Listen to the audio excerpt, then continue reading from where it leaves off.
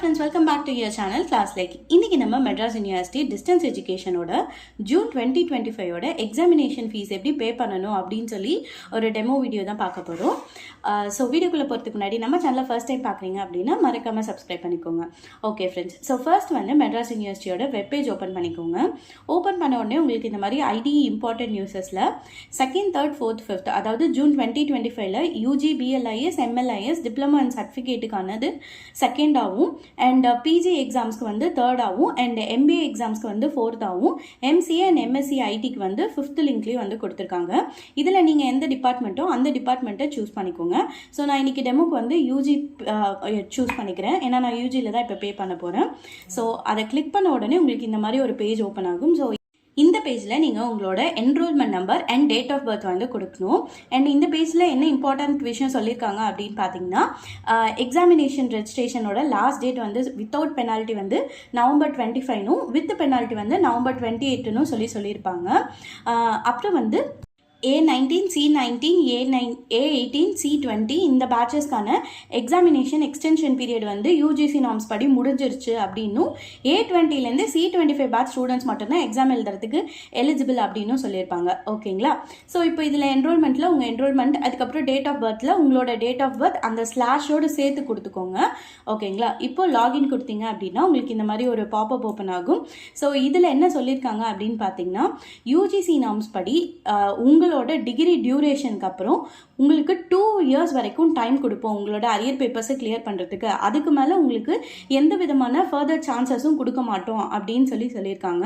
Suppose நீங்கள் யூஜியாக இருந்தீங்க அப்படின்னா உங்களோட கோர்ஸ் டியூரேஷன் வந்து 3 years, அதுக்கப்புறம் வந்து உங்களுக்கு 2 years கொடுப்பாங்க எக்ஸ்டென்ஷனுக்காக. ஸோ டோட்டலாக உங்களுக்கு வந்து 5 years வரைக்கும் வந்து இருக்குது கம்ப்ளீட் பண்ணுறதுக்கு. இதே நீங்கள் பிஜியாக இருந்தீங்க அப்படின்னா உங்களோட கோர்ஸ் டியூரேஷன் 2 years இருக்கும். அண்ட் அதுக்கப்புறம் வந்து 2 years வந்து உங்களுக்கு அரியர் பேப்பர்ஸ் கிளியர் பண்ணுறதுக்கான டைம் கொடுப்பாங்க. ஸோ உங்களோட டோட்டல் டியூரேஷன் பார்த்தீங்கன்னா 4 years அப்படின்னு சொல்லியிருக்கும். இப்போ உங்களுக்கு அதெல்லாமே உங்களுக்கு இமேஜாக நான் இதில் ஆட் பண்ணியிருக்கேன்.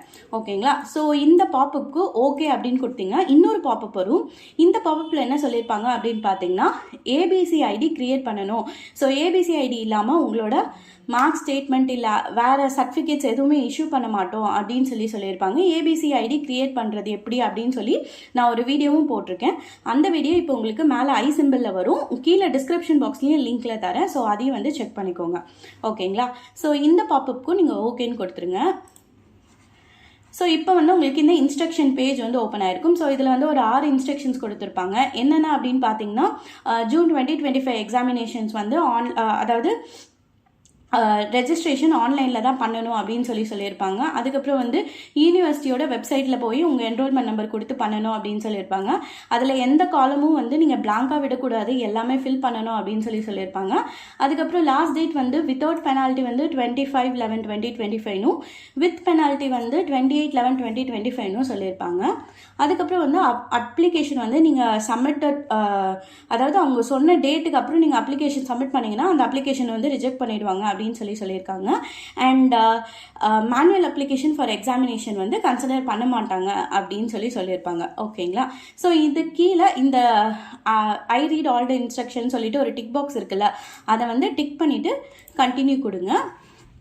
உங்களுக்கு இந்த மாதிரி ஒரு பேஜ் ஓப்பன் ஆகிடும். ஸோ இதுதான் வந்து உங்களோட ஆன்லைன் அப்ளிகேஷன் வந்து ஃபார்மு.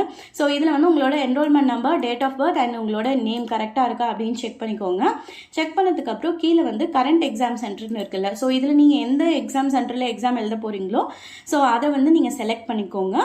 அண்ட் நெக்ஸ்ட் வந்து உங்களோட நேம் வந்து தமிழில், அண்ட் அது கீழே வந்து உங்களோட அப்பாவோட பேர், அண்ட் அது கீழே உங்களோட அட்ரஸ்ஸு, கரண்ட் அட்ரஸ்ஸு, அண்ட் அது கீழே பின்கோடு கொடுத்துக்கோங்க. அண்ட் அதுக்கப்புறம் வந்து ரெஜிஸ்டர்ட் மொபைல் நம்பர், நீங்கள் யூனிவர்சிட்டியில் அட்மிஷன் போடும்போது என்ன மொபைல் நம்பர் ரெஜிஸ்டர் பண்ணியிருந்தீங்களோ அந்த மொபைல் நம்பர் கொடுத்துக்கோங்க. அண்ட் அது கீழே உங்களோட mail ID. So mail ID கொடுத்ததுக்கப்புறம் கீழே பார்த்தீங்கன்னா கரண்ட் இயர் சப்ஜெக்ட்ஸ் அப்படின்னு சொல்லிட்டு நீங்கள் எழுத போகிற அதாவது கரண்ட் இயரோட சப்ஜெக்ட்ஸ் வந்து உங்களுக்கு டிஸ்பிளே ஆயிருக்கும். ஸோ இந்த சப்ஜெக்ட்ஸ் எல்லாமே கரெக்டாக அப்படின்னு செக் பண்ணிக்கோங்க. அது கீழே ஒரு சின்னதாக பாக்ஸில் சொல்லியிருப்பாங்க. ஓகேங்களா? என்ன சொல்லியிருப்பாங்க அப்படின்னு பார்த்தீங்கன்னா, சப்போஸ் நீங்கள் ப்ரீவியஸாக எழுதின எக்ஸாம்ஸில் ஏதாவது ஒரு சப்ஜெக்ட் ஃபெயில் ஆயிருந்தீங்க அப்படின்னா அந்த சப்ஜெக்டை மட்டும் டிக் பண்ணி நீங்கள் இப்போ வந்து செலக்ட் பண்ணி எக்ஸாம் ஃபீஸ் பே பண்ணிக்கலாம். ஸோ இந்த வாட்டி எக்ஸாமில் நீங்கள் எழுதலாம் அப்படின்றத சொல்லியிருப்பாங்க. ஓகேங்களா? ஸோ நான் ஒரு வாட்டி உங்களுக்கு அதை வந்து படித்து காட்டுறேன். சென்ற தேர்வில் நீங்கள் தேர்ச்சி பெறாத, அதாவது எனி ஃபெயில்டு சப்ஜெக்ட்ஸ் பாடங்களை மட்டும் கீழேயுள்ள பாட வரிசையில் செலக்ட் என்று குறிப்பிடப்பட்டுள்ள வரிசையில் டிக் செய்த பிறகு அப்ளை பட்டனை கிளிக் செய்யவும். நீங்கள் கீழே உள்ள பாட வரிசையில் டிக் செய்யாவிட்டால் நீங்கள் தேர்ச்சி பெறாத பாடங்களை தேர்வுக்கு பதிவு செய்ய முடியாது. ஓகேங்களா? ஸோ ஏதாவது சப்ஜெக்ட் அரியர் வச்சுருந்தீங்கன்னா அந்த அரியர் சப்ஜெக்டை இப்போ கிளியர் பண்ணணும் அப்படின்னு நினச்சிங்கன்னா நீங்கள் அந்த சப்ஜெக்டை இங்கே வந்து டிக் பண்ணிக்கணும் அப்படின்றாங்க. இந்த செலக்ட் பாக்ஸ் இங்கே டிக் பண்ணுற பார்த்தீங்களா, இந்த மாதிரி நீங்கள் வந்து எந்த சப்ஜெக்டோ அந்த சப்ஜெக்டை டிக் பண்ணிவிட்டு கீழே வந்து அப்படி டிக் பண்ணிங்கன்னா தான் உங்களுக்கு வந்து இந்த எக்ஸாமில் அந்த சப்ஜெக்ட்ஸ் எல்லாமே இருக்கும் அப்படின்றாங்க. ஓகேங்களா? ஃபைன். ஸோ இந்த மாதிரி இதில் உங்களுக்கு அரியர் சப்ஜெக்ட்ஸ் எதுவும் இருந்து நீங்கள் கிளியர் பண்ணணும்னு நினச்சிங்கன்னா அதை செலக்ட் பண்ணிக்கோங்க. செலக்ட் பண்ணிவிட்டு கீழே இங்கே ஒரு டிக் பாக்ஸ் இருக்குல்ல, I certify that all details are கரெக்ட்னு சொல்லிட்டு, ஸோ அதை கிளிக் பண்ணி அப்ளை பட்டன் கொடுங்க.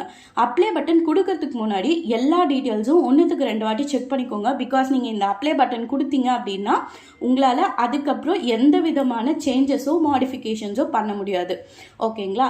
ஸோ அதனால் கொடுக்கறதுக்கு முன்னாடி எல்லா டீட்டெயில்ஸும் கரெக்டாக செக் பண்ணிக்கோங்க. அப்ளை பட்டன் கொடுத்தோடனே பேமெண்ட் மோடு கேட்கும்.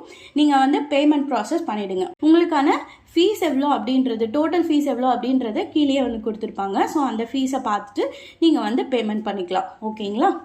ஸோ இதுதான் வந்து உங்களோட எக்ஸாம் ஃபீஸ் பேமெண்ட் வந்து எப்படி பே பண்ணணும் அப்படின்ற வீடியோ. உங்களுக்கு இப்போது இது யூஸ்ஃபுல்லாக இருக்கும்னு நினைக்கிறேன். இப்போ நான் பண்ணது வந்து யூஜிக்கு சேம் ப்ராசஸ் தான் வந்து பிஜிக்கும் சரி, எம்பிஏக்கும் சரி, எம்சிஏ எம்எஸ்சி ஐடிக்கும் சரி, எல்லாருக்குமே சேம் ப்ராசஸ் தான். உங்களோட என்ரோல்மெண்ட் நம்பர், உங்களோட டேட் ஆஃப் பர்த் போட்டு எல்லாத்துலேயும் வந்து நீங்கள் இதே ப்ராசஸை ஃபாலோ பண்ணி எக்ஸாம் ஃபீஸ் பேமெண்ட் வந்து பே பண்ணிவிடுங்க. ஓகேங்களா? ஓகே, ஸோ இந்த வீடியோ உங்களுக்கு யூஸ்ஃபுல்லாக இருக்கும்னு நினைக்கிறேன்.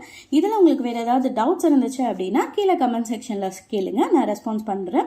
இல்லை இந்த வீடியோ உங்களுக்கு பிடிச்சிருந்துச்சுன்னா லைக் பண்ணுங்கள். அண்ட் எக்ஸாம் ஃபீஸ் பே பண்ண போகிற உங்களோட ஃப்ரெண்ட்ஸுக்கு இதை மறக்காமல் ஷேர் பண்ணுங்கள். தேங்க்யூ ஃபார் வாட்சிங் மை சேனல். பாய்.